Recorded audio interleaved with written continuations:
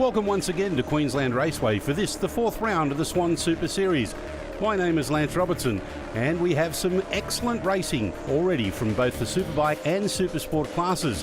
But now it's time for our support categories to show their wares around the paperclip. First up is the Shock Treatment 400 Supersports. As we take a quick look at the points after round 3, KTM's Max Crocker continues to dominate ahead of his nearest rivals, Yamaha's Hunter Ford and Kawasaki's Yanni Shaw, who are equal in second place. Keogh Watson and Dan Thomas round out the top 5. This weekend, we welcome back Laura Brown to the 400 Supersports aboard her Warwick Nolan Racing Kawasaki. This is her first time racing at this venue since her unfortunate high-speed crash 12 months ago.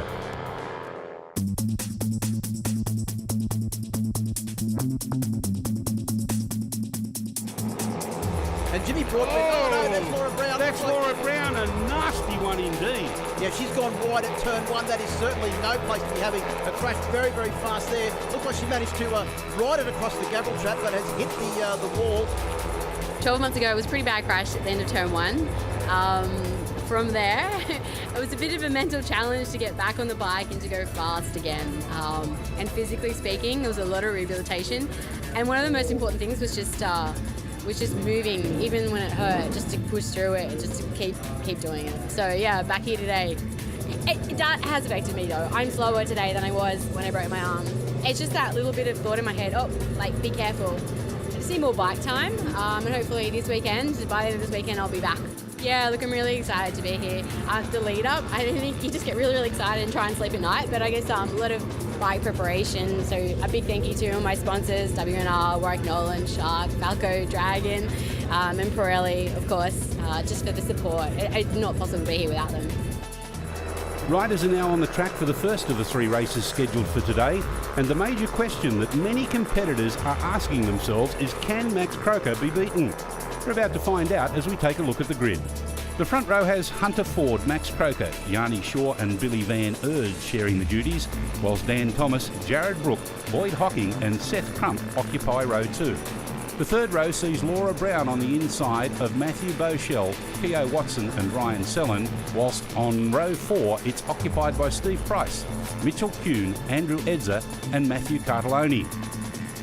Hunter Ford has been getting some good starts lately, but so too the determination of Yanni Shaw. Gets plenty of air under the front wheel there of the 20 of the 333 Kawasaki BC Performance Kawasaki entry, but it is the 41 of Max Crocker that resumes condition normal and leads the race.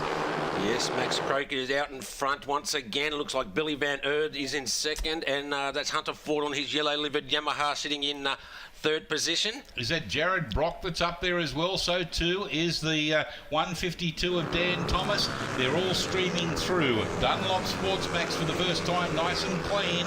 Here comes the number 29, Billy Van Erd up the inside. Yeah, Billy Van Erd had a good weekend a couple of weeks ago on the Australian Dirt Track title, as well as Jared Brook, who pretty much dominated all his classes. So they're back on the roads for this weekend. Side by side for first and second, heading down Dunlop into Sydney Motorsport Park Ride Days for the first time.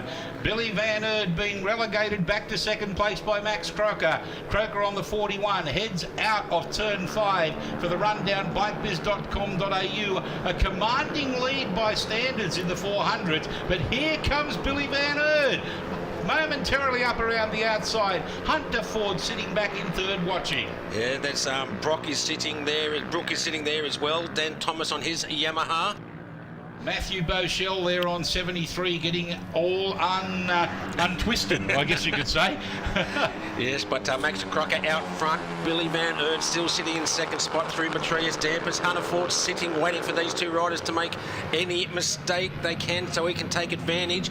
But once again, the KTM seem to be a bit faster at top end, but the corner speed of Hunter Ford. Oh! Hunter Ford asserting his authority, almost smacking into the side of Billy Van Erd. Van Erd, look at that KTM. Up the inside now of Max Crocker. Again into first place. Here comes Hunter Ford trying to get around the outside. on board machine number 20. A little bit further behind them, we have Brooke and Yanni Shaw battling it out for 4th and 5th. Yeah, we saw K.A. Watson there's having a better race, but here they go once again, a drag race down into Sydney Motorsport Park Ride Days. It is Billy Van Erd once again.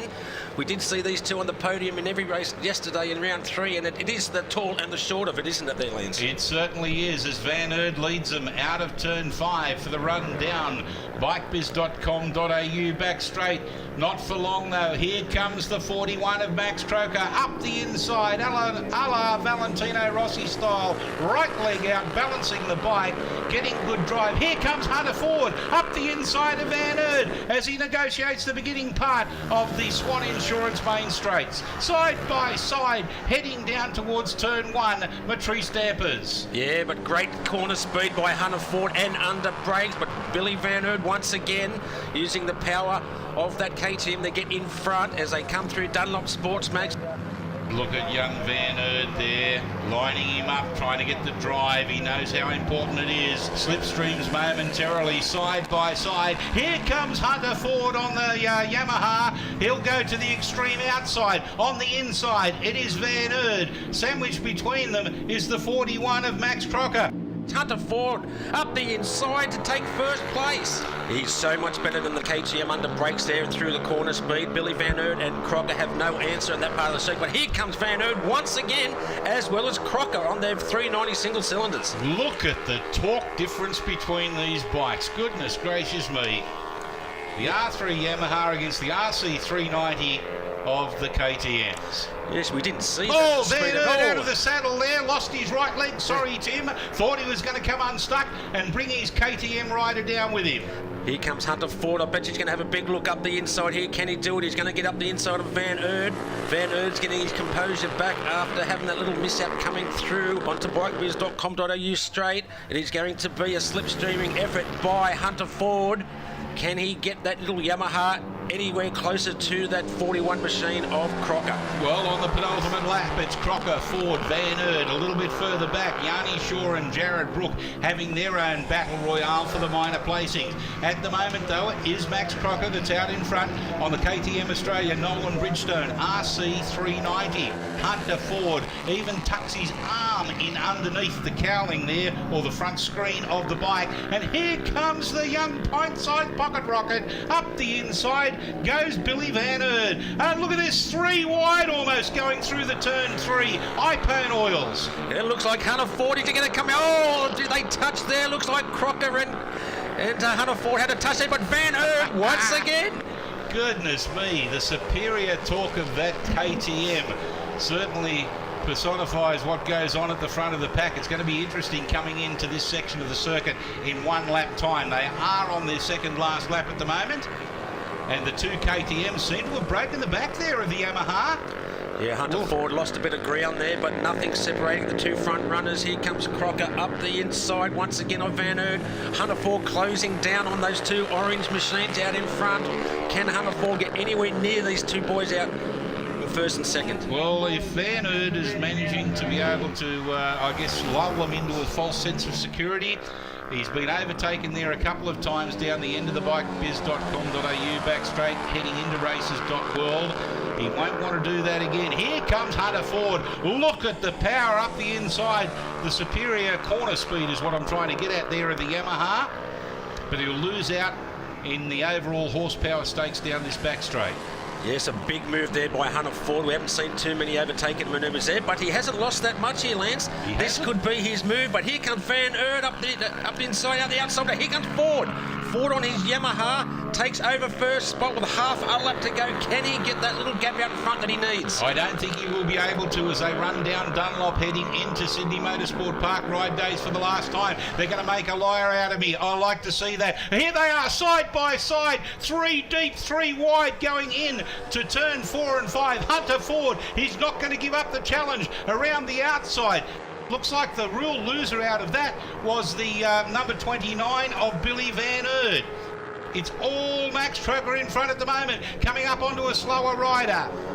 Oh, Croker out in front. It looks like he might have this one, Lance, but Hunter Ford's going to try everything because he's been very good around races. World. Oh, a bit of a slide by Ford.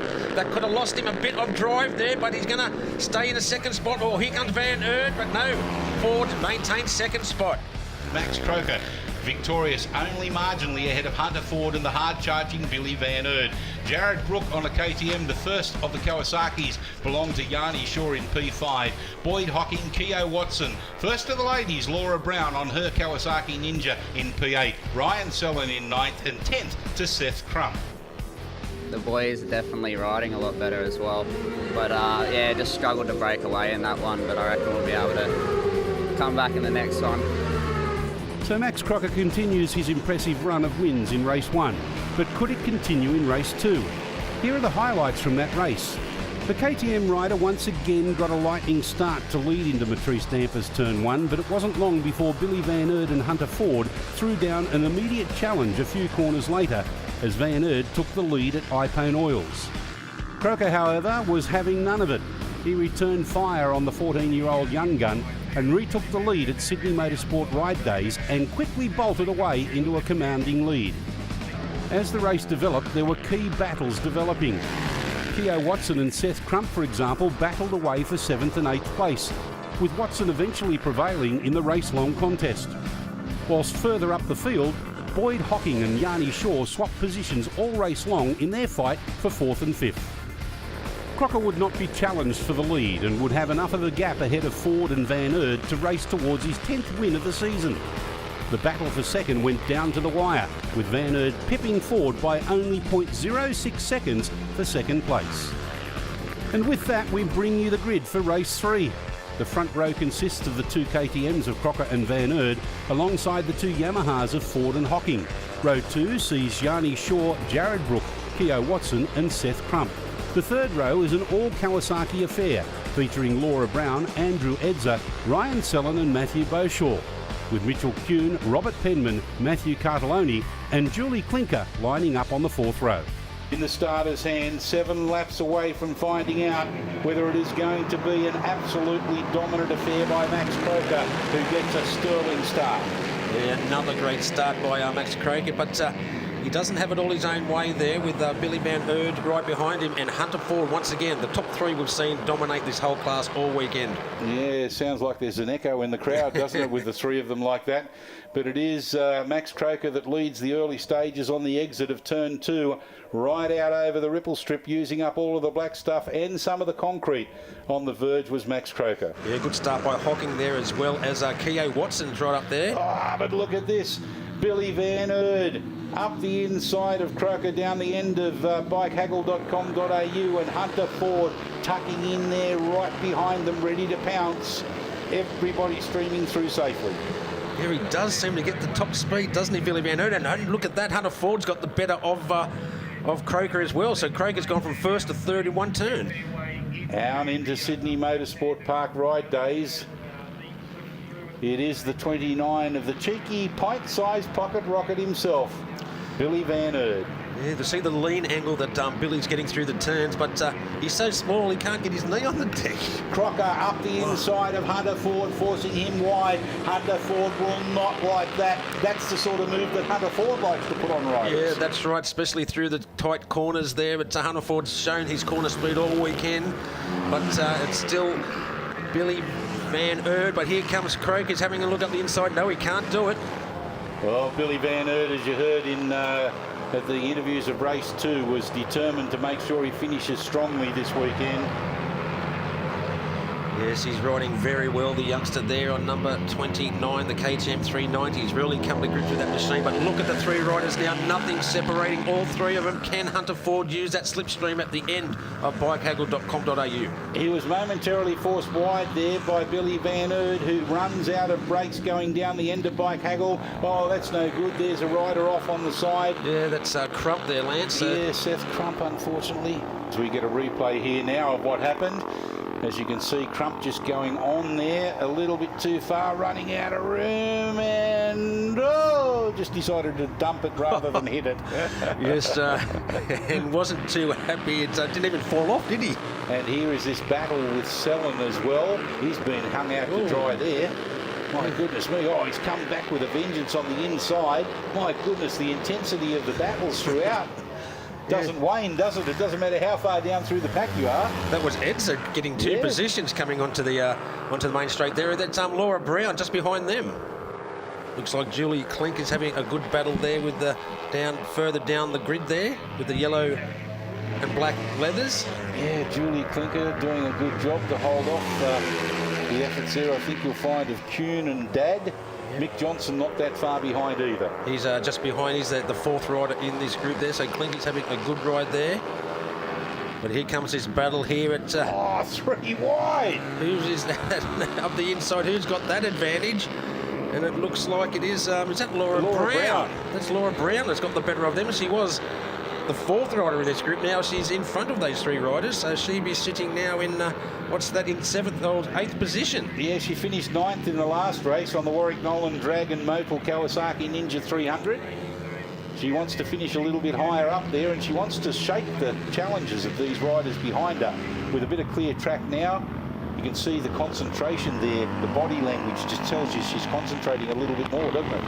Oh, look at Watson round the outside of Laura Brown. He tries a very bold manoeuvre. Can't quite use the pace of that machine, but look, is that Hunter Ford has got the better now of Croker. So Hunter Ford's taken that lead as they come. Where are they coming down? Out of Dunlop. Out of Dunlop, yes, the last lap board is out. Yeah, this is the final lap, and the rundown by haggle.com.au, but the superior horsepower and torque of the KTM as opposed to the Yamaha sees Hunter Ford relegated back to second again. All that hard work for naught. Yeah, so he's only got a couple of corners to make any more moves, but it looks like Craig is going to get this one as well. He's ridden a perfect weekend on that 390 RC 390 KTM machine, but look at that gap. They've been pulling that gap out all weekend. But look at this race. Keogh Watson's got the better of Laura Brown. Here come Edsa, Ryan Sellens there as well. And it's at Bosel in the 300 Ninja, the green one. Oh, Laura Brown tried to go round the outside. Keogh Watson balked him a little bit. Edsa got up the inside. Now it's Keogh Watson. He gets the KTM RC 390 power down to the ground. Laura Watson, the third of these. Ryan Sellen, the fourth of them right behind. It's a great battle for the minor placings, but here come the across the finish line. So it's Max Crocker. Perfect weekend for Max. Max Crocker, Hunter Ford, Billy Van Erd, Jared Brook, followed by Yanni Shaw, Boyd Hocking. Probably the battle of the race was Keogh Watson, Andrew Edsa, Laura Brown and Ryan Sellen, and that's the way they finished from 7th through to 10th. The boys were riding really well. My KTM was working very well. As the track temp dropped off a little bit, it was a little bit harder to keep the consistent pace, but it was a good race. With 2 rounds remaining in the Shock Treatment 400 Supersports for this year, Max Croker is well on the way to winning both the championship and a brand new KTM RC 390 from KTM Australia. Hunter Ford now sits in second with Yanni Shaw close behind in third. Keogh Watson and Ryan Sellen round out the top 5. Well, there's still plenty more racing to come here at Queensland Raceway with the Racers World Pro Twins and Naked Bikes on the other side of this break.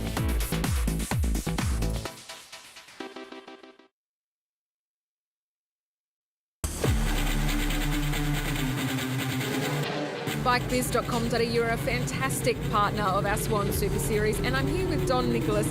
Don, you're the apparel manager of Link International, and what have you got in your hands to show me today? Becky, we've got the back protector from Magna. Magna's a brand from the Netherlands, and they build this safety equipment the riders can use to race with. They race in World Superbike, MotoGP championships as well as domestic championships. So today we're just going to show you a back protector that's CE approved from Magna that the riders can use on the road or on the racetrack. So take us through it. What are some of the safety features that riders benefit from? Yeah, so this jacket's, this back protector CE approved. It's so the material in this is tested and approved for racing purposes and also for road use as well. It's adjustable. It's got a couple of different sizes as well for different type of riders. So small, medium, large, extra large, depending on the rider. It's got it's got a kidney belt and shoulder straps as well, so you can adjust it, make it really, really safe, and sits well on your back because they're pre-curved as well. So yeah, great product. As we say, CE approved. From a safety point of view for your riding, a real addition that you should use when you're riding. We love the sound of that safety. Thanks, Don. And guys, if you'd like to check out this amazing back protector, make sure you head to bikebiz.com.au. It's time to focus our attention on the race's World Pro Twins, Naked Bikes and Super Twin 700. Let's have a look at the points at the halfway standing for this season. And it's still Heath Griffin aboard his 11.99 Ducati that leads the way on 207 points. 34 clear of the evergreen Adrian Pierpoint. Ben O'Connor, Grant Barrett-Thompson and Brendan Watson complete the top 5. As you can see, riders are on the track warming up their tyres and machines in preparation for the first of 3 races here at Queensland Raceway, and here's how they line up. The front row consists of Ryan Yanko, Heath Griffin, Adrian Pierpoint and Con Kokoris. Whilst on the next row, we have Ben O'Connor, Brendan Watson and Adam Hend alongside Aaron Breesy. Row 3 is occupied by Grant Barrett-Thompson, Alex Mahajevic, Peter Stamolis and Brian Bolster. And the 4th row consists of Ben DeBitter, Richard Draper, Ian Godwin and Kevin Corcoran.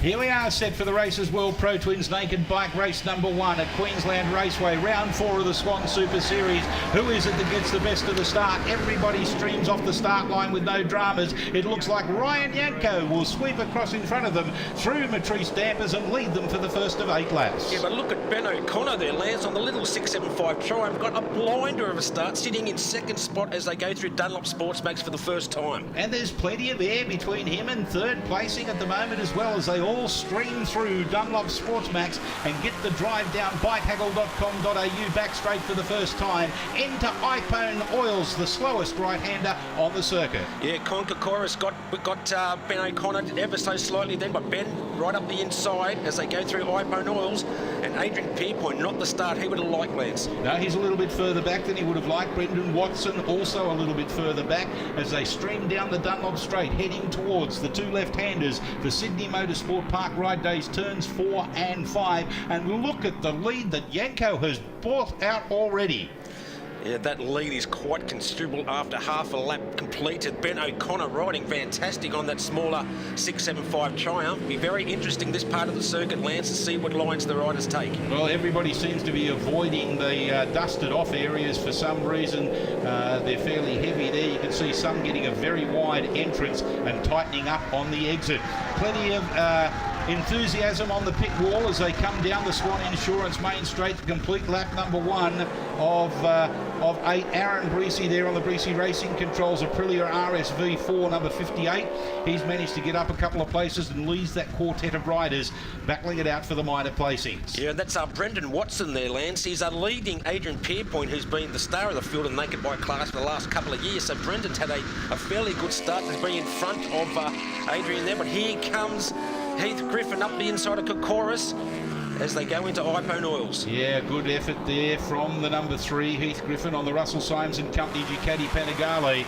And he's got the legs as he goes down Dunlop, heading in towards Sydney Motorsport Park Ride Days. This is the battle for 3rd and 4th place as Ryan Yanko, he's a good 3 seconds ahead of the rest of the field, with Ben O'Connor another 1.2 seconds ahead of this battle for 3rd and 4th.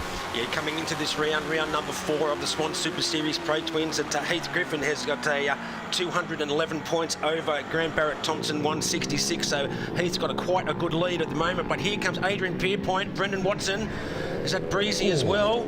Pierpoint almost lost the front end there through that dusted off area. So too did, who was that, Watson? No, that was Hend on his smaller 675 Triumph as well. Yeah, both of them getting very loose there on the entrance and then throughout the apex and exit as well. But here comes Adrian Pierpoint up onto the back of Aaron Brees as they head down through Matrice Dampers for the 3rd time. Yeah, great battle here for the minor placings. A couple of the Pro Twins. We've got an F1 with a couple of naked bikes and the F2 machine of Hend on the 675 Triumph. They're very fast for the smaller capacities, aren't they? They certainly are, but here comes the Aprilia Tuono of Adrian Pierpoint. Whatever it was that was slowing him up in the early stages, he's picked up the pace now. He's now up into, I think you'll find that's 4th place. Here he's definitely moved up into closer to the top 5. A big look behind him there. Has he got a problem there, Lance? Well, I don't know. Yeah. That's sort of I'm speculating, because he's much quicker than this normally. He must have had a mechanical drama. Either that or he's had an altercation with one of the riders and he's really peed off. It's highly unlike him to be able to be gesticulating and doing things on the circuit he normally lets his words do the talking afterwards, doesn't he? Yes, he sure does. But Ryan Yanko now 4.02 second lead. He's done a 1:15.4. The next closest rider is a 1:16.8 by Heath Griffin. Well, we're concentrating on this pack at the moment that is coming down the Swann Insurance Main Straight. Yes, he's definitely got a mechanical drama, has Adrian Pierpoint. He's going too slow there. The fastest lap by Ryan Yanko, a 1:15.4450. Not a bad effort, and that was on his last completed lap, our race leader. Yeah, you can see the way that Brendan Watson just overtook Adrian Pierpoint. There's no way they'd ever said one machine is quicker than his Tuono, so definitely an issue there for Adrian Pierpoint there, looking to get some decent points. But here comes Heath Griffin now, using the power of that bigger 1200cc machine to get around Ben O'Connor, but we know how good he is in the tighter parts of the circuit. Look at the difference in the riding styles and the racing lines is there. The bigger bike taking a wider and more swooping line, whereas the more agile, lighter package up the inside. Yes, and he's still not giving up, is he, there, Ben O'Connor, having a great ride there. Heath Griffin now with getting some good points. He's showing a bit more form than he showed yesterday. Wasn't quite on the pace that we saw in rounds 1 and 2 from the Russell Symes rider. This is the first time we've seen Ryan Yanko in the Swann Super Series Pre-Twins class this year, so he's only been, this is his 4th race there, Lance, and he's won 3 of them. Not a bad effort, not too shabby at all. Heading down Dunlop in towards the left-handers, Sydney Motorsport Park Ride Days. Almost doing a Swedish flick there, kicking the back of the bike to the left to set it up to go through, sliding backwards through the right. He's just having fun now, isn't he, out there with that commanding 13-second lead. A dominant victory for the first race of the day. I'm sure he'll have a smile on his face wider than a split watermelon as he comes down through the final turn. Races.world for the final time. Tip your hats to him, folks. He's done a fantastic job. From green light to checkered flag, it's all about Ryan Yanko. Dominant victory there by the Ducati rider. Ben O'Connor's there as well. Looks like he's going to get 3rd place on the road. Conker Chorus trying to get around the outside. Can't quite do it. Just got past one of the Super Twin 700 machines, did Con. Yeah, looking at that, Heath Griffin, he dropped off the pace a little bit. 14.6 seconds was the victory from Ryan Yanko. Griffin in 2nd, O'Connor 3rd. Kokoris just comes across the line now, followed through by Adrian Pierpoint, Brendan Watson, Aaron Breesy, I beg your pardon, Adam Hend, and then we go to Mahajevic, Barrett Thompson. I thought these guys would be right up my clack up, so I didn't look back at all and just head down, bum up, and concentrated on finishing the race. It's been a great weekend of racing so far for Ryan Yanko, and it was set to continue in race 2 as we take a look at the highlights. As with previous races, Yanko got the best of the start from his opposition and led first into Matrice Dampers ahead of Conker Chorus, Heath Griffin and Adrian Pierpoint. But it wasn't long before Griffin turned up the heat on Conker Chorus, and he successfully passed his fellow Ducati rider for 2nd at Ipain Oil's turn 3. Then it was Pierpoint's turn to knock the Chorus down a spot as they started lap 2. He flew past with ease aboard his Aprilia Tuono. That wasn't the end of Kokoris' troubles though. He would slip further down the field as the race wore on, but managed to claw back some positions to finish a creditable 4th. Meanwhile, there was an enjoyable race-long tussle between Ben O'Connor aboard his Triumph and the Yamaha FZ1 of Brendan Watson. Both riders fought it out competitively while showing tremendous respect for each other's abilities. But no one could stop Yanko's relentless charge to victory. He took out the 2nd race of the day in commanding fashion, 2.2 seconds ahead and clear of Heath Griffin in 2nd, with Adrian Pierpoint in 3rd place. So this is how they line up for the 3rd and final race of the weekend in the Pro Twins Naked Bikes and Super Twins 700s. Row 1 consists of Yanko, Griffin, Pierpoint and Kokoris. Row 2 has Ben O'Connor, Brendan Watson, Aaron Breesy and Grant Barrett Thompson. Whilst on the next row of the grid is Alex Mahajevic, Peter Stamolis, Adam Hend and Ian Godwin, with the 4th and final row occupied by Kevin Corcoran, Richard Draper, Brian Bolster and David Broderick. Looking for Ryan Yanko to continue his dominance in this, not only as he starts well on the extreme right-hand side of your screen and swoops across in front of, I think, was that Adrian Pierpoint? Yes, I think it was Adrian Pierpoint. He's got a very good start there on his Tuono. So it's he's come straight out of the box in the last race of the day for this class. So There's Heath Griffin, looks like he's in third. Ben O'Connor's up there as well. He's had some great starts as well on that little 6.75. So down the bottom end of the bikehaggle.com.au back straight, it is Ryan Yanko ahead of Adrian Pierpoint and Heath Griffin, your top three runners at the moment. Everybody safely through the first three corners of the circuit. Ben O'Connor slots himself into fourth position. We've seen him in that position quite a few times during the racing this weekend. Con Kokoris is there as well, so he's on his Ducati. And Brendan Watson, who's having a great ride this weekend on his FZ1. Yeah, great comeback season for Brendan Watson. Good to see his backside trackside once again. The Tuano there of Adrian Pierpoint coming on very strong at the end of bikebiz.com.au. Let's see whether he can maintain the drive out of turn 6. And for the run down the Swann Insurance main straight, almost up onto the rear wheel now of Ryan Yanko, who leads this one. Yeah, this is probably the closest we've seen the rider. Look at Pierpoint having a big look up the inside, and theoretically that V4 1000cc machine might have a bit more mumbo than that 1200cc bike of. Look at that. Side by side, blast past him in no uncertain terms. A great effort there from the Aprilia Tuano of Adrian Pierpoint. If we cast our mind back almost 24 hours ago, Tim, it's a repeat performance, isn't it? He did. He came out and blitzed the field in the third race of the day. So Adrian Pierpoint ahead of Yanko. Similar lap times, 13.4 for a lot of the front three riders there, so excellent work there. But Yanko not giving up.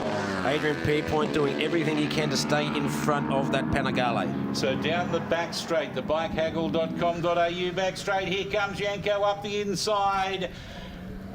Forces his way through an opening there presented by Adrian Pierpoint. He'll be livid with himself for doing that. Tries to the right now, snaps to the left. Pokes the Aprilia up the inside. Anything you can do, Yanko, I can do better, he says. Yes, a great move under brakes there by Adrian Pierpoint. He's definitely got those brakes working well on that Tuono. It's a great dice so far, and this could bring Heath Griffin into the mist as well there, because these two battling will slow each other down. Yeah, it's more a matter of them slowing themselves down and bringing him to them rather than the other way around, isn't it? A little bit more circumspect for both of them, although having said that, running extremely wide was Adrian Pierpoint. Almost came along and in a position to be able to kiss the concrete wall. Yes, it looks like that Aprilia just has the legs over that Ducati in the straight line, but Ryan Yanko very good through the corners as they come through Dunlop Sports Max onto bikehaggle.com.au. Another drag race into the iPhone Oil turn 3. Down the back straight, the Aprilia Tuano leading the Ducati 1199. Yanko now again overtakes and resumes the lead. He's got a little bit wide. Can Adrian Pierpoint? This is where he got him last time. Adrian got him straight back, but he looks like he's on the wrong side this time around. Looks like Yanko's taking a defensive line, but Adrian Pierpoint's not going to give up trying. There's still about 2.5 laps to go in this race, Lance, and there's a great battle out the front at the moment. We'll look for a good run out of here, turn 5, down the back straight, although you've got to say Yanko got onto the gas very well. He's covered his line extremely well also, going to the inside of the circuit, then snapping to the outside at the last minute to get the correct late racing line through races.world. Another drag race into Iphone at the end of the bikehaggle.com.au straight. A much cleaner line there from Adrian Pierpoint. Gets good drive, but I don't think he's close enough. I think tyre wear is playing a part out of this one. Having said not close enough, he's trying to block him up the inside again. Oh! Up onto the front wheel. Oh, my goodness me, you could almost walk under the rear wheel there of Yanko's bike at the end of bikehaggle.com.au. Slower riders coming into play as well, Tim. Yes, it looks like Draper's there on his V-twin Tuono and one of the Super Twin 700s, but Yanko doing a stoppie into iPhone Oils. Goodness me. Well, he hasn't been balked, there's no doubt about that, as he exits Sydney Motorsport Park ride days for the last time this weekend. Up onto the back wheel, down bikebiz.com.au. Yeah, it's all Yanko's to lose now with only one turn to go through races.world. Looks like Adrian Pierpoint's tried everything he possibly can, but what a perfect day for Ryan Yanko on his Ducati Panigale. An excellent race between those two riders, but here comes the third place finisher is Heath Griffin just cruising to the line. Well, let's recap the results for you. The Ducati 1199 of Ryan Yanko finishing ahead of the Aprilia Tuono of Adrian Pierpoint, with the Ducati Panigale of Heath Griffin completing the podium. Con Kokoris, a fairly lonely ride on his 1299 Duke, whilst Ben O'Connor and Brendan Watson thrilled the crowd with their battle for 5th and 6th on the Triumph Daytona and the Yamaha FZ1. Adrian kept me honest that time, the whole time we were out there racing. I think we changed the lead about 3 or 4 times, and it was a really good battle. Tyres going off and a fair few slides in and out of corners. But it was a good race. Heath Griffin still retains his championship lead heading into the final 2 rounds in Sydney. 38 points clear of Adrian Pierpoint in second place. Ben O'Connor sits close behind in third, with Brendan Watson fourth and Grant Barrett-Thompson rounding out the top 5. On the other side of this break, we have the Freight Links Formula Oz B, C and D grade race. So don't go too far away. We look forward to your company again then.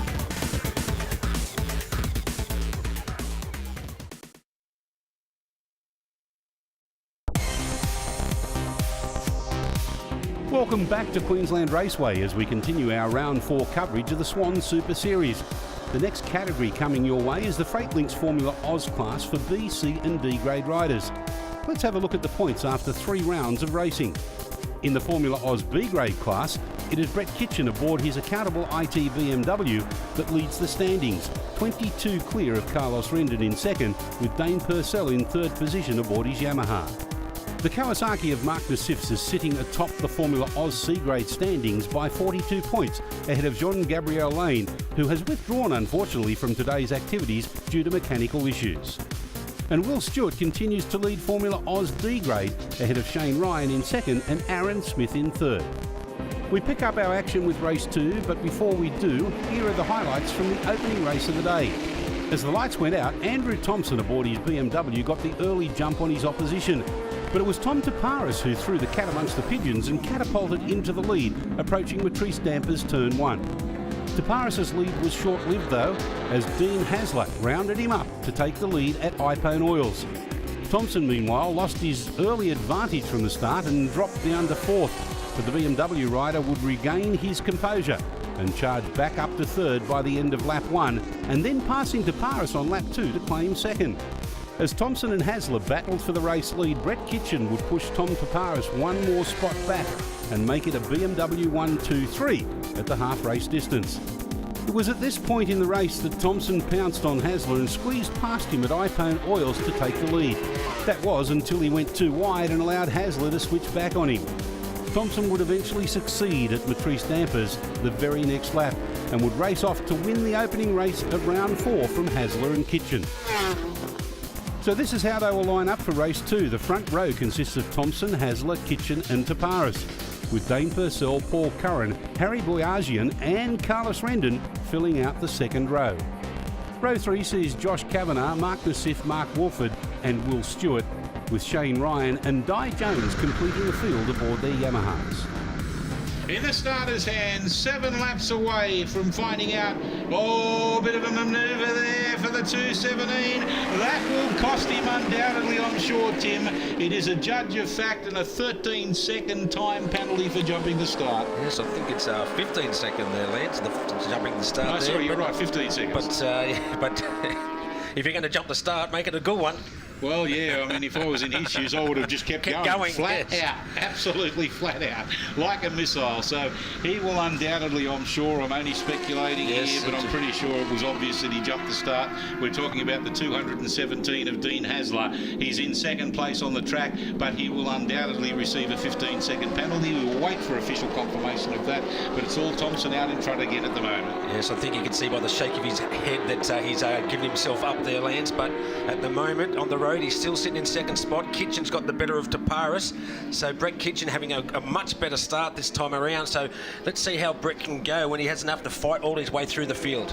Yeah, Brett right up onto the tail now of Haslam as he goes down. Hasler as he goes down the bikebiz.com.au straight, tries to get up the inside. He's under a bit of a threat now as well. himself for third place. It's Tom Taparis there on the 600, but you'll find that the BMW will just pull away from Tom. Dane Purcell's behind Taparis sitting in 5th, then Rendon, Biagian, Kavanagh, Curran and Wolford rounding out the top 10. It'll be interesting to see what happens and how Hasler actually takes these medicine in this one.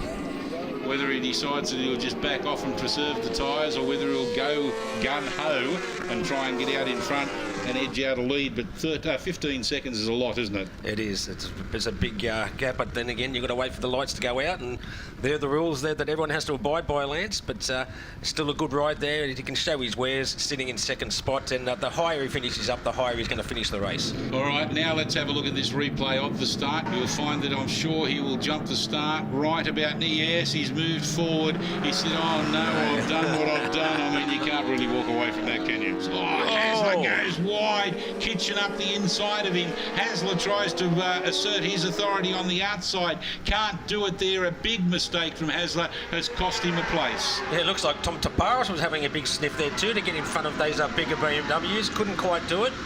Always going to lose out down the long Swann Insurance main straight. But Brett Kitchen now closing right down onto the Thompson out in front. Could be the first time he's been defeated all weekend. Yeah, could well be. Kitchen is a man on a mission. We heard from him with Becky Lamb earlier after the conclusion of race number 1, how happy he is with the bike finally and the setup, and really it's down to him as the rider to be able to get the best out of it. And it's fairly standard to this machine, one of the newer machines, and it's got hardly any modifications.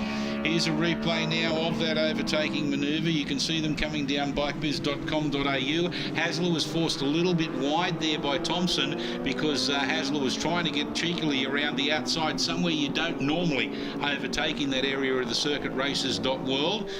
Looking back down further through the field, you'll see that was Boyajian on 78, battling it out with Rendon. Curran, I beg your pardon, on the 53. Yeah, a good battle there further down the field for 6th and 7th and 8th. Tom Taparis, look at this, sorry to interrupt you, trying to get up the inside out of the exit. Look at he goes out the inside of Hasler, sorry there, Lance, but he's done it this time as well. He certainly has. His exit out of Dunlop Sportsbacks there really did give him the opportunity of slipstreaming and trying very, very hard. Here's a replay now of the overtaking manoeuvre that we were looking at a little bit earlier of Hasler. Getting way out of shape. He was trying very hard. That's why Tom Taparis got so close to him and really put the pressure on him. Yes, that's a massive moment there by Hasler. Lucky to stay on the machine, trying very hard on that BMW. But it's all Andrew Thompson at the moment. The last lap board will come out as he crosses the line this time. But look at Kitchen now closing right down. This is going to go right down to the wire. The fastest lap has just been put down 1 lap ago by Thompson. A 1:11.918, a 1:12.016 from Kitchen on the last encounter. And the battle all the way through. That's Wolford and Nassif and Ryan having a good battle there as well for the minor placings. That's for 10th, 11th and 12th as they cross the line for their last lap. However, Thompson it's done the best of the job throughout the first sector of this circuit. He's maintained his pace. He was only 0.3 of a second ahead of Kitchen when they crossed the strike line. He's much further in front than that at the moment. But here comes Kitchen down the end of Dunlop, heading into Sydney Motorsport Park ride days. Likewise for 3rd and 4th, Hasler coming back hard on Taparis. Yeah, it looks like Hasler now. He might finish in about, what could you say, about 9th position with that 15-second penalty if it does come to fruition. But we'll find out soon enough. But here they come down onto the Swann Insurance main straight for the last time. It is definitely going to be Thompson to keep his perfect record of the weekend so far. Taparis, what a great ride to finish 3rd on the road. So here's the official results. It is Thompson, Kitchen, Taparis, Purcell, Rendon, Curran, Boyajian, Hasler, Kavanagh and Wolford rounding out the top 10. It was a change. I led into turn 1, 2 and 3, which is pretty unusual, but I just kept try to keep a small gap and conserve the rear tyre and just keep in front.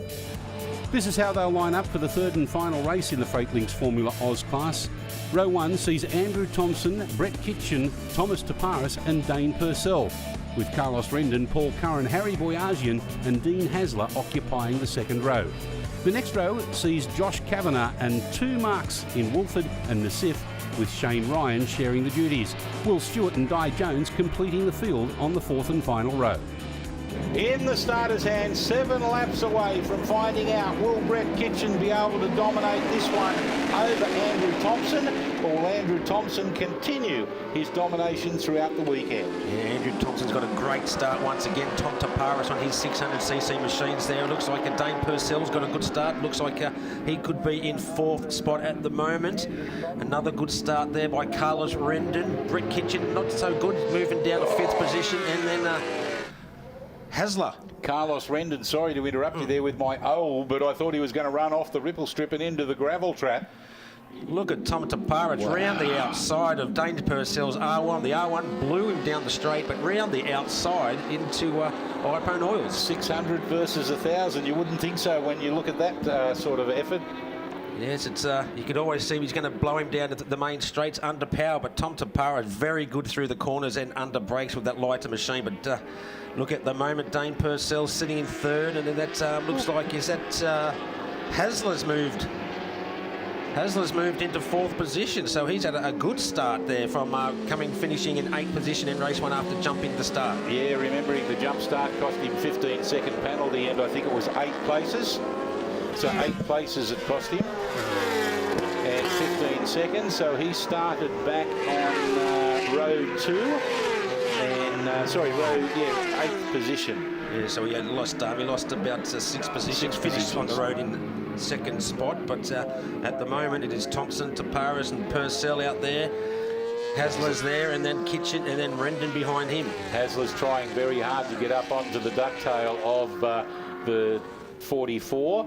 Of Dane Purcell, who's just got the better of Tom Taparis, and that's also opened up the door for Hasler, who was not sure, I think, of how soon he needed to tip in to give young Tom Taparis racing room. In the meantime, behind him, Brett Kitchen on the BMW is coming on strong. There goes Hasler up the inside of Purcell. Yes. No beg your pardons there either. So he's moved into 2nd spot now, so a great start by Hasler. Definitely got the race face on after jumping the start in race number 2. Purcell's trying very hard, but here comes Hasler. Look at Kitchen. Yeah, Kitchen's the one that I was looking at there as Purcell forces his way up the inside of Taparis. That momentarily opened up a very narrow window of opportunity for Brett Kitchen, but that door was closed very quickly, although he's now got the superior horsepower and speed of the 1000cc BMW up against the Kawasaki mounted ZX6R. Gee, Dane Purcell's machine's got some mumbo too there, Lance. It just went straight past Hasler's BMW, and we've seen the BMW's been very, very fast so far this weekend. But Thompson pulling away. He's going for a perfect weekend in this class of round 3 and 4 today. But Dane Purcell going very well at the moment, keeping those 2 BMWs behind him. Yeah, he is. He's doing a great job, the Yamaha mounted rider. So it's BMW, Yamaha, BMW, pint-sized pocket rocket Kawasaki with another Yamaha rounding up the top 6 with Carlos Rendon. As you can see there, Purcell opened up the window, and he didn't take much of a questioning, did Dean Hasler? Didn't have to ask him twice. No, that's exactly right. Now Purcell comes back though. Yes, a big drag race down bikebiz.com.au, but look at Kitchen, he's having a big look up Purcell as well. So up into 3rd place now, Brett Kitchen. Purcell, I think he was trying to line up for a better line, a better attack on the exit of races.world, and that opened up the opportunity for Kitchen. Yeah, Dane Purcell losing 2 positions in one turn there, so it's the BMWs once again, Lance, 1, 2 and 3. Looks like Hasler's got the bike length too. Let's see what Kitchen can do at the end of the bikehaggle.com.au back straight.